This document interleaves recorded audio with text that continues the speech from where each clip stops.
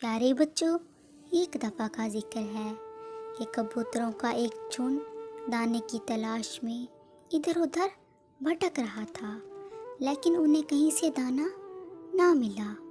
اور دوسری طرف جنگل میں ایک شکاری جال بچھائے بیٹھا تھا۔ وہ روزانہ وہاں سے کبوتر پکڑتا اور شہر جا کر اسے بیچ دیتا۔ جب اس نے اس کبوتروں کے جھنڈ کو اپنی طرف آتے دیکھا تو وہ ایک درخت کے پیچھے چھپ گیا۔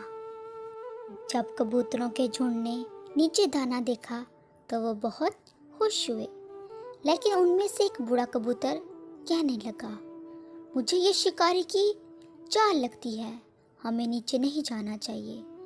لیکن اس کے ساتھ کے کبوتر اس کی بات نہیں مانتے اور کہتے ہیں، اگر ایسے ہی رہا تو ہم بھوکے رہ جائیں گے۔ یہ کہہ کر وہ زمین پر دانا چننے کے لیے چلے جاتے ہیں۔ وہ دانا چن ہی رہے ہوتے ہیں کہ شکاری ان پر جال گرا دیتا ہے اور وہ کبوتر اس جال میں پھنس جاتے ہیں۔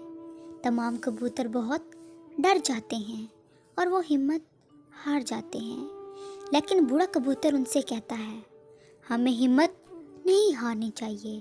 اگر ہم مل جل کر ہمت کریں گے تو اس جال سے آزاد ہو سکتے ہیں۔ بوڑھا کبوتر کہتا ہے، ہمیں ہمت کر کے اس جال کے ساتھ اڑنا ہوگا۔ اور جب وہ شکاری انہیں پکڑنے کے لیے آگے بڑھتا ہے تو وہ کبوتر ہمت کر کے اس جال کو لے اڑتے ہیں۔ شکاری یہ دیکھ کر حیران رہ جاتا ہے، کیونکہ یہ اس کے ساتھ پہلی دفعہ ہوا تھا۔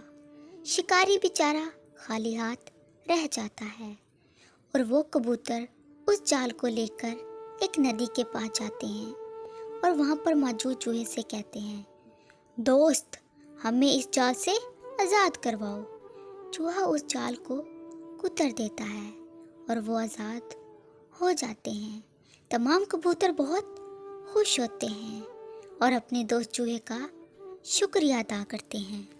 پیارے بچوں، تمام کبوتروں نے مل کر ہمت کی، جس کی وجہ سے وہ جال سے آزاد ہو گئے۔ پیارے بچوں، اتفاق میں برکت ہے۔